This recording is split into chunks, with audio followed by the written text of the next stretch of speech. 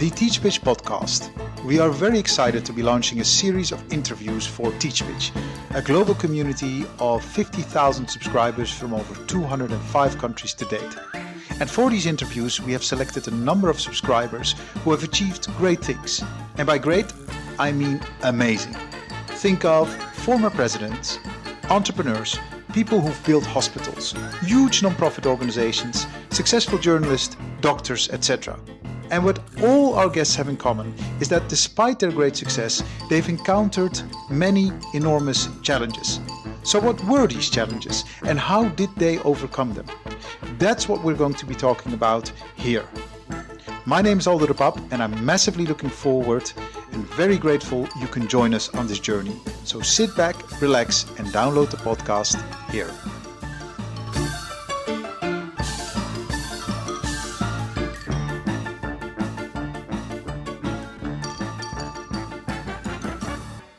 We celebrate the major basketball team or the major football team or the major baseball team as the highest achievement. And it's nice to be that you can catch a ball or throw a ball or be on a team. But the idea that a ball player makes more money than a school teacher in a sadistic way is funny because the teacher is really important. The baseball team is something to do with your time. In this conversation, my guest shares his secret to ensure that he remains an energized optimist, always ready to make a change for the better in this world. We also talk about the challenges that his first marriage brought along, loving and warm, but according to my guest, sadly too tainted by the expectations of a male-dominant society. And last but not least, we speak about the importance of making friends. Enjoy this interview with Dr. Patch Adams. This podcast is brought to you by Mindstone, a platform that lets you build courses curated from the best online content, helping your students learn faster and remember more.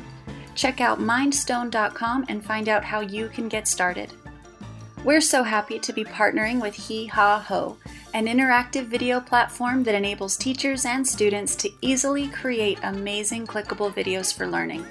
Check out heehaho.com, that's HIHAHO.com, for more information and your free starter account. A big thank you to our friends at Zeus Maths Challenger, the only puzzle that effectively boosts your numeracy, critical thinking, and brain power. Go to CZeusPuzzles.com, that is spelled CZEUS puzzles.com, to get your brain buzzing. We are so excited to be working with the team Learning Ladders, the only platform that provides assessment that goes way beyond tracking to effectively support teaching and learning for EYFS, primary, and secondary settings. Go to learningladders.info to find out more. My next guest has made it his life's mission to make health and healthcare a human right for all people.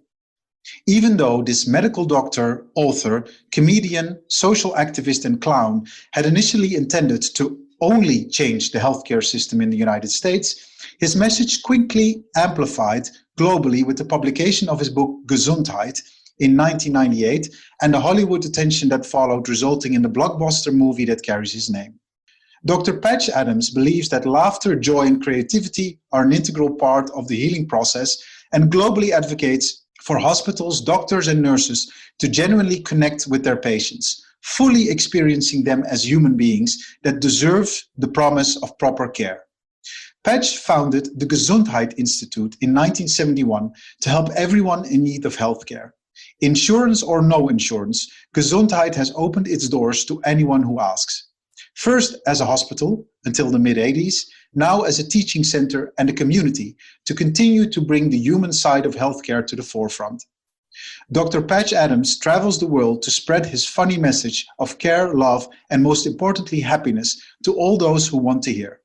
These expeditions, also called clown missions, are heartwarming and versatile, catering to the needs of people in Ecuador, Russia, Mexico, Morocco, Guatemala, and many more countries to come in 2022 and beyond. At age 76, Dr. Adams seems to be more energized than ever, ready to further spread his message of joy to the world. His endeavors have not gone by unnoticed, as earlier this year he was even nominated for the Nobel Peace Prize. A light, recurring theme that he takes on with a big wink and a smile, together with his son Lars, in the highly entertaining podcast, The Best Day of My Life, Patch Adams' journey to the Nobel Peace Prize nomination. In preparation for this interview, I learned that Patch has made it his personal goal to never have a bad day. A firm decision he made at age 18 when he made the personal call to be 6 specific things: happy, funny, loving, cooperative, creative, and thoughtful. And in every action he takes, he tries to keep these 6 things in mind. By never having a bad day, he doesn't mean always being happy. He means accepting sadness and anger, and to always try to channel those emotions into productive change. Loads to talk about, Patch. A very warm welcome to you. Thank you. Can I give a little bit more background? I want to tell people I grew up in a military family. Sure. 54 to 61. My father was stationed in Germany, and I was a strange child. I was not a manly man. I never did sports. And I think of myself as a joyful coward. And my father died when I was 16, and we moved to my mother's state of Virginia in 61.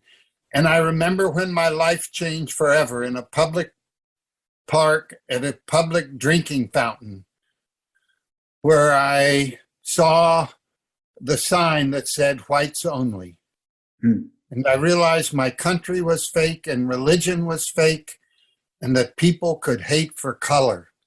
It was inconceivable to me that one had a small enough brain to hate for color. So at 17, I had 3 mental hospitalizations. I didn't want to live in a world of violence and injustice. I hated the antidepressants and what they did to my mind.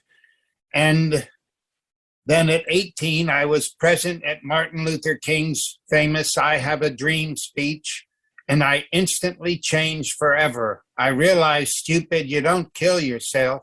You make a revolution of love and fun for all people and nature in the world. And that's when I decided to never have another bad day and to live those 6 qualities. So I just wanted to kind of give a sense of a background how that happened. Thank you for explaining that. It was already so grounded and such a beautiful resolution, but this makes it even better. My first question around that was going to be, are you managing? Is every day like this? Is this a working formula for you? I have been a bliss ninny for 58 years. I live a radiant, joyful life. I have the perfect partner in Susan Parenti. I love my children, and I work for a loving world. Well, mission accomplished, I would say then. So that's not yet. Not yet. And we're going to talk about what exactly your mission is and how it all started and all those things that came together. First and foremost, I just want to say thank you. Thank you for being at this interview. And also, I know that's quite a challenge for you, not because you're difficult to get hold of, but you do not use any digital tools, right? You're not on email. Difficult because I have a wonderful assistant, Derek, that makes it happen. Perfect. I decided many years ago that I did not want to learn how to use a computer or a smartphone. I thought they were damaging young people, and my communication system are the telephone and letter writing. I have written over 500,000 letters to 130 countries. Yeah. I can also imagine, because you might have heard that a lot of people, they need to detox at a certain point because they just have too many things going on with digital tools and devices available to them. So from a smartphone to a laptop to all their social media outlets to their email to WhatsApp to kind of all these tools. So it must be quite liberating not to have any of these. And well, just it probably came from the fact that I also didn't want to watch TV. We don't have a TV. The average American watches 5 hours of TV a day. Oh, wow. That's what they say. Yeah. And I'm so glad I don't watch any. I mean, I'm at a screen now, partly because COVID has made me a stay-at-home person, where the 30 years before COVID, I was on the road 250 to 300 days a year, lecturing and performing in 82 countries in every state. Let's talk about those journeys. In one of the talks that I've seen from you, you say nowhere in the world there's such a thing as happy hospitals. Right. I haven't found one. What exactly? I haven't found a medical school that mentions happiness. They talk about mental illness. The number one prescribed pills are antidepressants, and I don't believe depression is an illness. It is a symptom of loneliness, but no one would ever get a pill for loneliness. So you're basically saying, let's approach this the other way. Instead of looking at depression, let's look at what is happiness and bring more of that into the healthcare, into an understanding of healthcare, and focus on people being happy. My explanation of mental illness is that what is called mental illness are primarily due to three factors: a loss of tribal life, which would, in the modern terms, would be called a circle of friends, and unrelated to nature and unrelated to the arts. That those are, for me, why there are troubled people. And so how have you been doing with making these hospitals happy?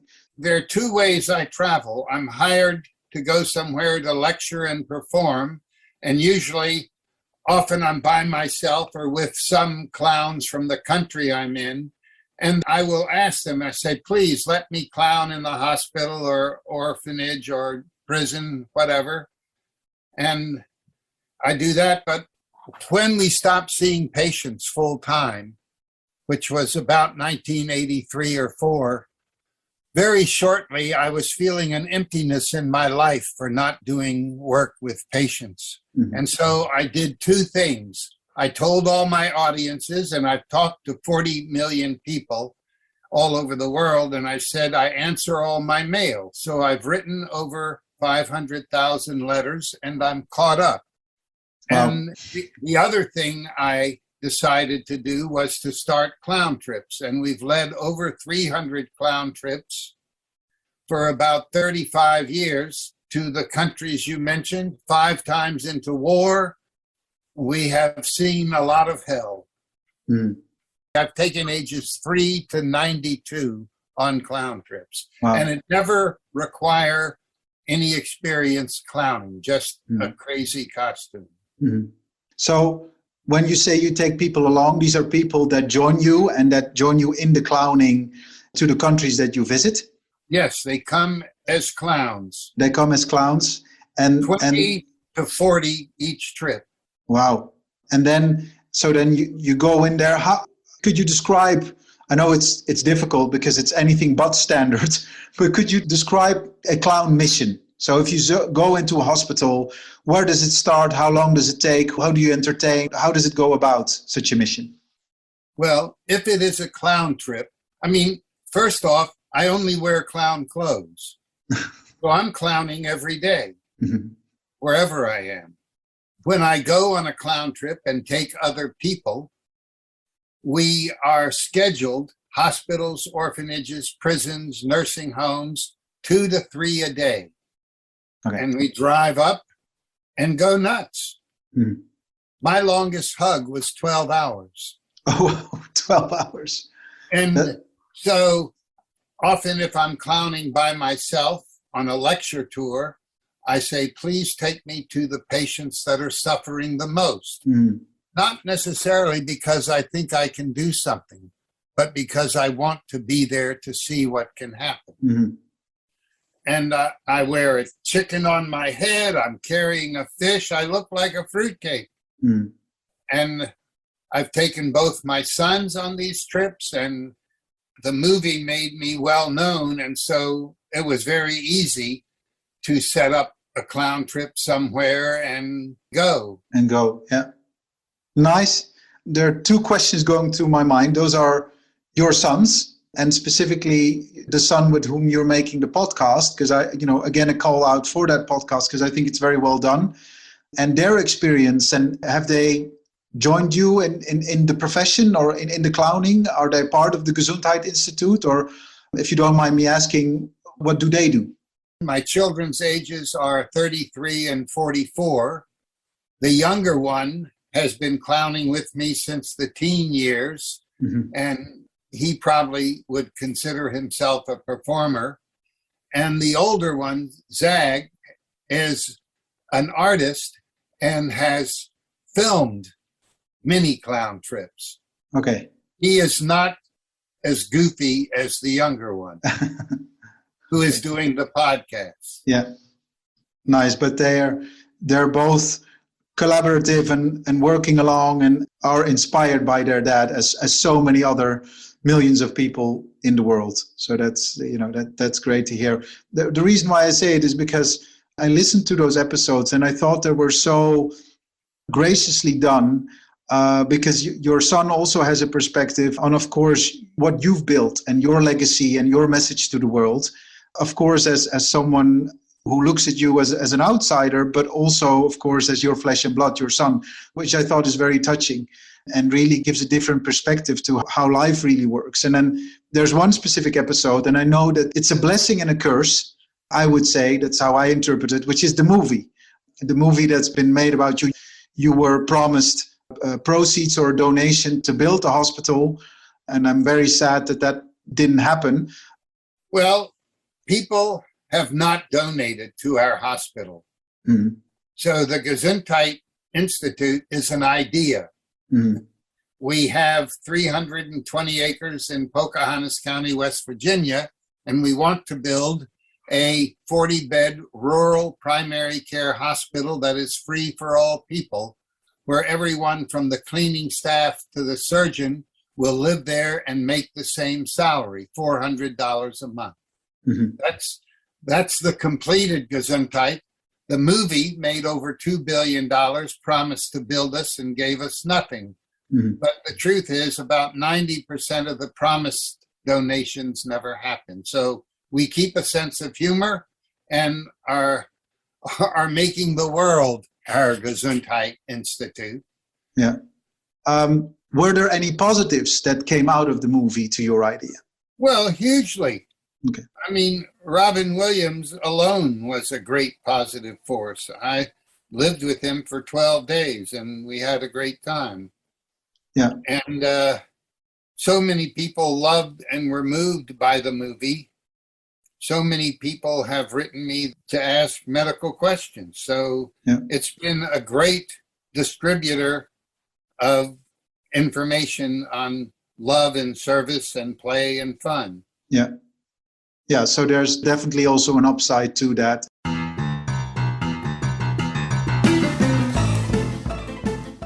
We're going to move on to your challenges, because I think those are very interesting, and there's so much things to learn from that about you as a person. The first thing is what we already discussed in the very beginning. When you were 18, you had these ulcers and these suicidal attempts. Oh, I was 17. 17. And you decided to be those 6 things. How did you start that process? So did you have a list, or was it just like a mantra that you said when you got up, or how did that work? Well, I grew up a nerd. I was a very good student and an odd child on military bases. I was never a manly man, never wanted to be a manly man. When my dad died and we moved to Virginia, the thing I mentioned was I saw this sign in a public park, whites only. Correct, yeah. And so that's probably the day I officially became an activist. Mm. And so I first, since I was not an activist and wanted to be one, but I didn't have guidance, I had my 3 hospitalizations. I didn't want to live in a world of violence and injustice. Then I heard Martin's speech, Martin Luther King, when I was 18. And in that speech, I changed forever. I realized You don't kill yourself. You make a revolution of loving care and fun. You know, I was very observant of the school I came back to in Northern Virginia. It was a well-known school and academics were all very easy, but I could see an education of hatred or racism. The Vietnam War was starting up and that was going on, and I was being told to join the goodness and fight the enemy. And I saw what it did to my father, and I was not going to do that. I could see in medical school that doctors were arrogant. They were mostly males. That doctors were over nurses, nurses were over nursing assistants and cleaning staff and all of that. I was trained to be a doctor in 7.8 minutes, and no one is that boring. I like 4 hours, both to create a relationship, not charge any money for it, and really explore who this person is, and to show them and shock them that they're seeing that I'm giving them 4 hours and that it was free. And that I was, if they were there for mental illness, I was critical of what they got, that I didn't have any mental illnesses or medications for it. The 12 years we saw patients, we invited them into a home. People called us the zanies because we were silly. We had long dances 2 or 3 nights a week. We had costumes, we played, we had a lot of toys. We had 500 to 1,000 people in our home each month. This was a 6-bedroom house with 20 adults already living there and our children. And so it was wild and crazy. I loved it, but I had refused publicity. I didn't want to be a famous person. And then after 12 years and almost no donations and probably 1,200 foundation rejections, I realized what sold in America was fame. And so that's when I allowed fame to step in our door, and we realized we had to close our doors. And within a year, I was feeling an emptiness of care, and that's when I started the lecturing and the clown trips. Yeah, I mean, there's a lot in there, and thank you for sharing that. And again, the profoundness of what you realized and putting that into practice for now 50 years, right? Because in 71, you started with Gesundheit, and we're now 2021. So this is the 50th year that Gesundheit and the message of Gesundheit is around. You're quite persistent, and that shows a lot of resilience. So my hat's off to you for doing that. And I want the listeners to hear, none of it's been a struggle. Okay. The struggle was before, of not knowing who I am. Yeah. But as soon as I'm deciding to love life and to be an activist, I engage the world. And I'll be honest with you, through the film and a lot of the publicity, the world loves me. Yeah. It doesn't mean all the world loves me. I get hate mail, but it's very small relative to the love mail. What I want to get back to you as a person and your character. You said you're an extrovert. I'm probably an extreme extrovert. An extreme extrovert. How do you know? Well, I'm not shy. I engage everywhere I go. It's funny, if you watch an elevator, 6 people can get on an elevator and totally avoid each other. Yeah. Not my style. You're going to go in for the hug with all 6 of them. You can, when I'm in a clown costume, I can say, why don't we all hug? And it's funny, on a closed elevator, all of them might at least fake it.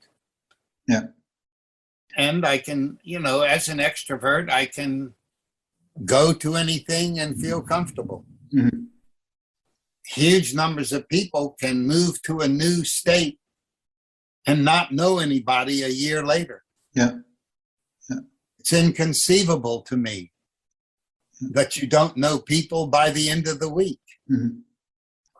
When you look at healthcare when you started in 71 and healthcare now, so in those 50 years, and specifically the mission that you are on in bringing a human-centric approach to healthcare, do you think things have improved? Would you say that even though hospitals are not happy yet, there is some improvement and that things are progressing in the right direction? Or would you say, no, there has been no change whatsoever? I can tell you that the number one reason you lose your home is your medical bill. That's today. Hmm. And 80% of bankruptcies. It wasn't that severe 10 years ago. Hmm. It's clearly that way now. Hmm. And a doctor spending 5 minutes with a patient and thinking they know them is normal. Hmm. They think they know the person, where they don't know squat. Hmm. And, you know, I don't remember ever being in what looked like a happy hospital. Hmm. They were busy. They were clearly hierarchical. And they certainly weren't fun to be in. Hmm. That's why a group of clowns attacking a hospital, it changes to a silly place. Hmm. If you have 20 clowns on a ward, look out. Yeah, that's 20 clowns on a ward. That sounds like a lot of fun. So that's great to hear, specifically when you're in search for happiness. Well, my dream is a world where no one alive knows what the word war means. They have to look it up in a dictionary because they don't know what it means. Mm. And clowns help it moving to that kind of world. Mm.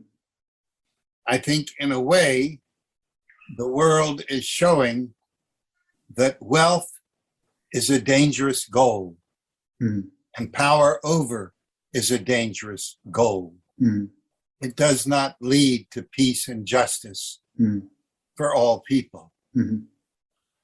So, I mean, I would hope at least that healthcare was a gift to its people. And that way we can tax the rich more than we tax them and have a debt-free hospital system. Things like that. Those become goals. Yeah. I think women have a lot more freedom right now than they did when I started. That when I started, maybe 10% of medical students were women. Now you can go to a school and it can be even greater than 50%. Yeah, yeah. So that's progress, right? So that's good. I think so. Yeah. I mean, I am shocked at how violence still feels favorable to the male population. I think men like being bosses over people rather than simply one of the team. Where does that come from, do you think? Well, who knows how it was when we were all tribal. I'm sure that all men weren't like that.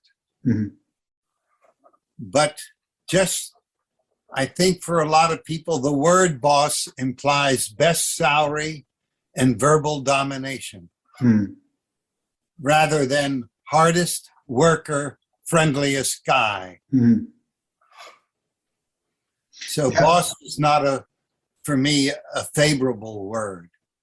That's why they have phrases, and I like the phrase of servant leadership. Wash more dishes than anybody. Yeah. Lead by example, they also say. Yes, yeah. Lead by example. Yeah. Again, a lot to think about and a lot to talk about when we talk about, you know, the male ego in our society and how it can be very destructive. And I agree with you that there's a lot more work to be done in getting it right and making sure that, you know, we're equal on all levels, men and women together, and that, you know, we're not talking about who wants to be the boss or who has the highest salary, but that we're really looking at the growth and progression of us human beings, you know, as a whole and not to ourselves individually. I'm going to go to your second challenge, And it's another personal one. And I think, one that throughout your life also, just happened to you. And you mentioned basically the fact that your first marriage wasn't successful. Well, I won't say it wasn't successful. Okay. Linda gave us 2 children. It's true. She was in the commune I was talking about. Mm-hmm. Mm-hmm. And a great worker. Yeah. It just is, relationships are complicated. It's why that their great ones are rare. Mm-hmm. If you never had a lecture on love, what are you going to know about love? Mm-hmm. Or happiness? Mm-hmm. School, 13 years, never gave me one lecture on them. Mm-hmm. And the impression in growing up was relationships were male dominated. Yeah. That in the 50s, when I was a teenager, the father made the money, the mother made the house. Mm-hmm. The implication was the father worked harder than the mother. What's funny is the mother worked all day and all night. Yeah. And the society talked about that separation a Mm-hmm. lot. Mm-hmm. It's not talked about much now, Mm-hmm. and not respected much now. Mm-hmm. I had a great mother at home. She was there when Dad was off fighting war. And she was there even when he lived there and he went away to work. And when he came home, he made some drinks and sat in a chair and read. He didn't play with his boys. Mm-hmm. So in your first marriage, you say you were still slightly defined by those circumstances as well, which affected the outcome of your relationship. Right. And there's a lot more conversation in my current relationship than there was then. Mm-hmm. So I think a lot more conversation could have really helped it. Mm-hmm. And that I had more traditional jobs in the first relationship than I've had. I mean, in my second relationship, I was on the road 250 to 300 days a year. Mm-hmm. And I'm going to say my first wife is a wonderful person. Mm-hmm. It's just that courtship and being together is much more complicated than it was ever talked about in school. In a way, in my lifetime, there became an emerging discussion between men and women as equal genders. Mm-hmm. So progress, that should be celebrated, progress there. Yeah. I think so, yes. Yeah.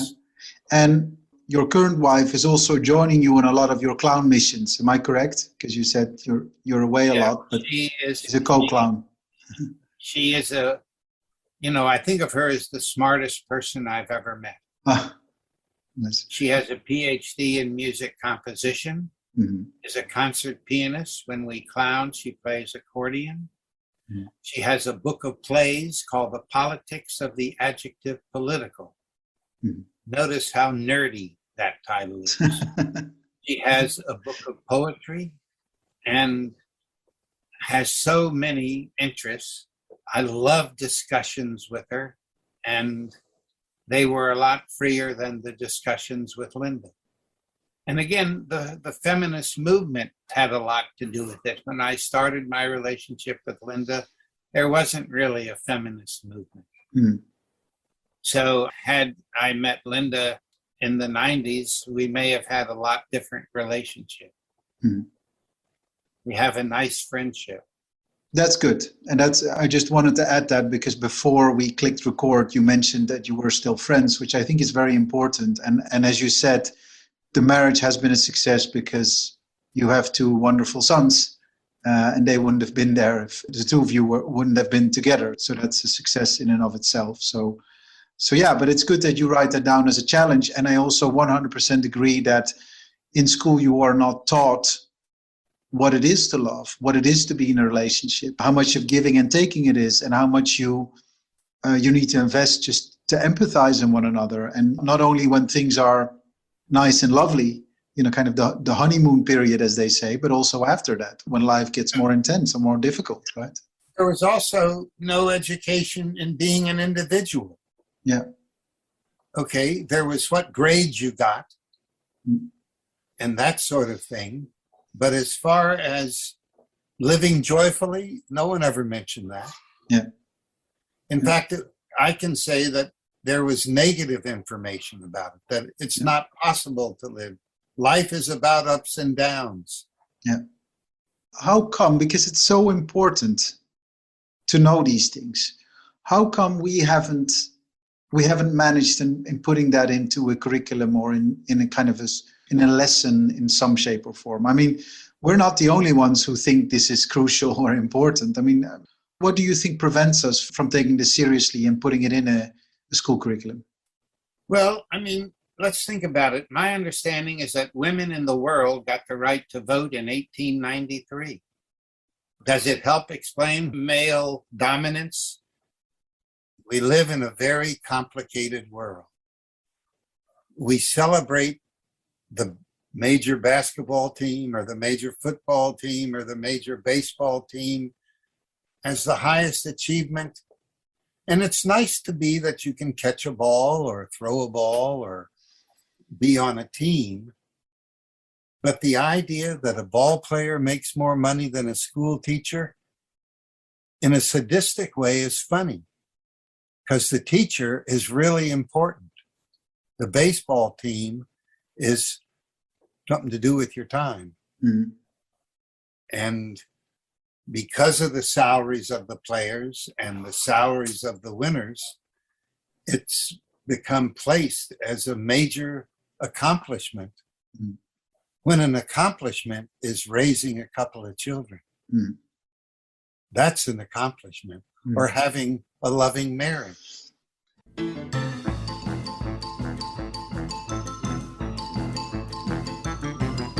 We are very happy and excited to be partnering with Mindstone for the recording of this episode. Mindstone is a platform that lets you build courses curated from the best articles, podcasts, and videos available online, helping your students learn faster and remember more.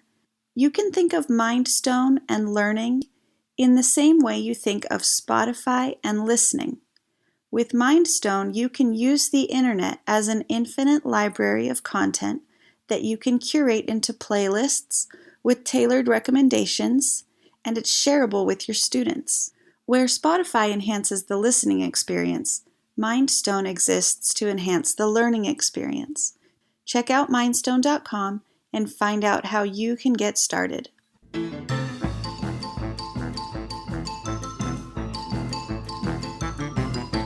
Yeah, one thing that I just wanted to share is like many men are willing to not have a male dominant family, but it's almost like they don't know how because they don't see in history, what that is like. So it's almost this ignorance of, okay, if we're going to do it, then, where do we even start? Right? Right. And I mean, obviously, if they were really thoughtful about it, they could start with watching the female. Yeah. And starting to say, why don't I make dinner 3 nights a week? Yeah. Or do childcare and etc. Yeah. So I'm just philosophically thinking, what percentage of men want full equality? I don't think it's very high. Mm. And that's why I've said, I think the number of healthy marriages I've met is about 10%. Mm-hmm. And so let's look at the solutions. So because there is hope, because as you say, there's a lot more done in terms of empowerment of women, and your philosophies as well, we should have more of that. We should support women more and support also the dialogue more in looking at what's genuinely equal. Yes, and in school, it's nice to know geography and history and mathematics and science, but how we get along is more important. Yeah. Even if you're going to be a doctor. Yeah. We grow up thinking that the grades you get describe you as a thinker. Mm. It's when you question the leadership, when you question your gender, when you question what is, that's really when your thinking is coming into play. Yeah. We're not talking about agreeing. You can agree with thinking, but it doesn't come without thinking. And I think that the way our schools are, they really diminish the possibility of making graduates that are thinkers. Mm. So more of that. Let's genuinely see how we can create more thinkers. Absolutely. I mean, how does anyone agree to war? Yeah. How does anyone agree to families making $10,000 a year and some families making $1 billion a year? Mm. What good does that do our society? Mm. If they say that 30,000 children die a day of starvation, where is the good in that? Mm. Certainly, it's not going to be in any families that are wealthy. Mm. And why is wealthy money? Why isn't wealthy the quality of your thinking? Mm. We just have these values. And I say the strongest values in our society are money and power over others. Yeah. So we're working with the wrong definition of wealth. Exactly. Yeah. I mean, how is it that it isn't that 1,000 friends make you wealthy? Mm. I mean, the truth is 3 would make you wealthy in our current society. It's really an unusual world we live Yeah. in. It's a human-centered world that thinks Yeah. humans are first.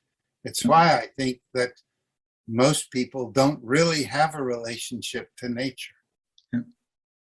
Wow, there's so much in there, Patch, and I think we could talk for hours, and I could listen for hours, that's for sure. I want to go back to what you said about us being social beings, and I really loved your last challenge, because you said the challenge of making friends. It's very important to learn how we can make friends. What do you mean by that?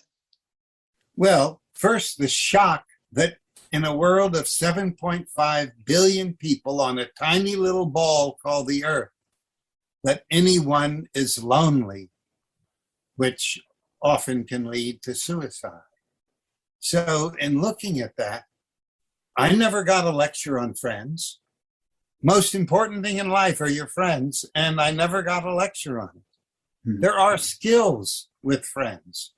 How to be friends in a biker gang, how to be friends with stamp collectors, or people taking dance lessons, how to be friends in the military. And if you start paying close attention, beauty is another thing. You know, beauty in a man or a woman is a kind of status that ugly never sees. You know, it's possible not to get dates if you have 3 pimples. Mm. If that same person was covered with pimples and had a great personality, that person can have a lot of friends. Yeah. And then you start asking, what is a great personality? And, you know, I can tell people some hints. I mean, number one thing is probably be really friendly universally. Yeah. And it also said, like, one of the many quotes that I found from you, and I hope it's from you, but I really love it, is that the most radical act anyone can commit is being happy. Right? Yes, I have said that. Because I think when we're happy, we open up to others. We can be friendly when we feel at ease, right? So we need to invest in our happiness. That's the basis for us to be friendly and to be open to one another. I think once we feel attacked, or if we're insecure, then we don't open up as we should be, and then we get defensive, and that could potentially prevent us from making friends. I would say that's, Right. In a way, I have found that clowning is a really strong character to get everybody's love. Mm-hmm. I've loved doing that. Mm-hmm. It's why I've taken clowns to refugee camps and to war zones and to death row in prisons. And so happy, funny, loving. I think one way to tell a loving person is to look at how they care. Yeah. Look at how they care for themselves. Are they loving themselves? Look at how they care for their children, for their partner, for their friends, and that sort of thing. Yeah. Because in the biker gangs I've been with, even the really angry ones to others, among themselves, they can be really loving. Mm-hmm. I'm sure it's a very tight-knit group. Yeah, they must be loving towards each other, right? Right, and it doesn't mean that they can't hate color, or hate nationality, or hate women, or hate other things. So it's interesting. I'm sure a lot of Nazis loved people. Mm. But people's memory of them is their murdering personality. Mm-hmm. And so, if I had a magic wand, yes, I'd put women in charge of everything for the next 1,000 years. It's not going to happen. So what I can do is in my lectures, or, let's hope in this talk, Aldo, let's hope that a listener hears us talking and starts thinking about it, and maybe even decides to be loving. Yeah, that is definitely a great mission and a great resolution if we could have such an impact with this interview. So fingers crossed that people are listening and say, hey, I'm going to be more loving. That would be great. I'm sure you're directing it towards that, and I'm definitely directing it towards that. More love. To that listener who thinks, I'm going to add funny. And if you're that listener, put a pair of men's tighty-whities on your head for a month. And you'll see a lot of funny happening. Yeah. You just walk on an elevator with tighty-whities on your head and there's 6 people on it. It doesn't matter who the 6 people are. You are the instant attraction. I'm sure. Yeah. And you can have 10 answers for the questions. Why are you doing that? You can say, well, I bet my friend $10 that I could do it. And that could be a lie, you understand. It's not the real reason. It's a good excuse. Yes. Just the world is complicated, and joy and love and humor are really useful to get along. Yeah, definitely.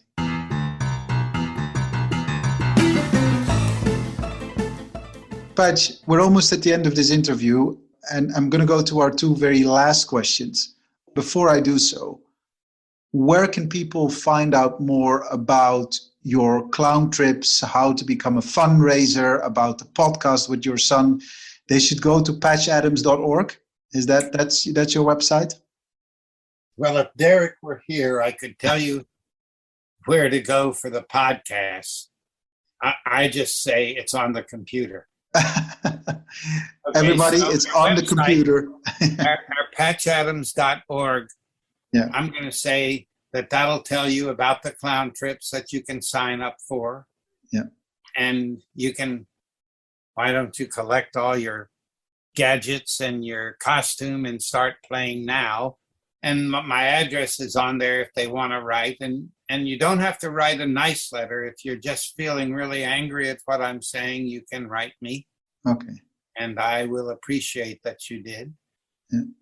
And our website kind of keeps you informed of what we're doing. Well, Derek is doing a great job. That's good. And we'll be sure to include the link to your website in our show notes. I also know that the podcast is available on Apple Podcasts or iTunes. If you look there for Patch Adams, and more particularly The Best Day of My Life, Patch Adams' Journey to the Nobel Peace Prize nomination, then you will find out more about the podcast. My two very last questions, Patch, and those are questions I ask all my guests. One is around reading and recommended reading. If you were to recommend one book to our listeners. You're talking to a person with a 40,000 volume library with no junk in it. So I would say read the books of the Nobel Prize winners for literature. Certainly read all of Dostoevsky's books. And you said to stop after one, so that's one. That's one.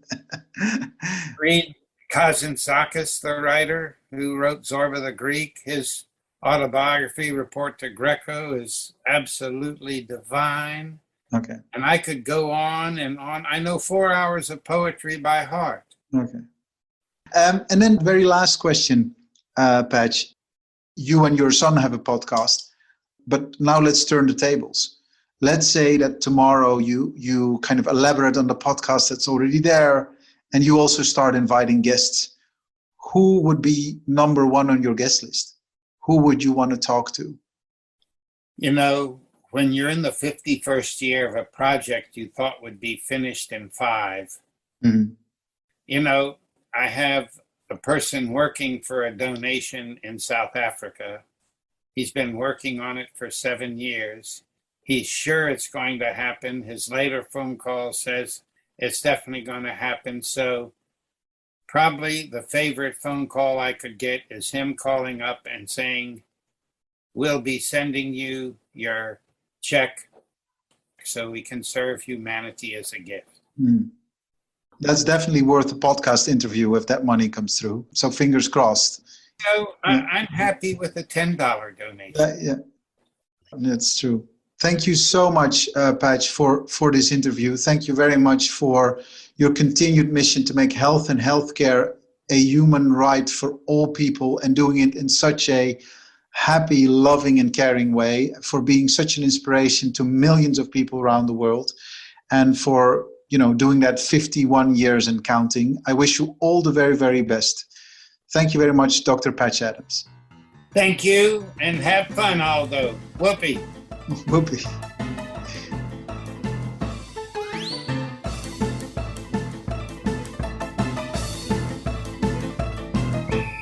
If you liked this episode of the Teach Pitch podcast, then it would mean the absolute world if you could share it with your friends and or give it a short review on your preferred podcast platform.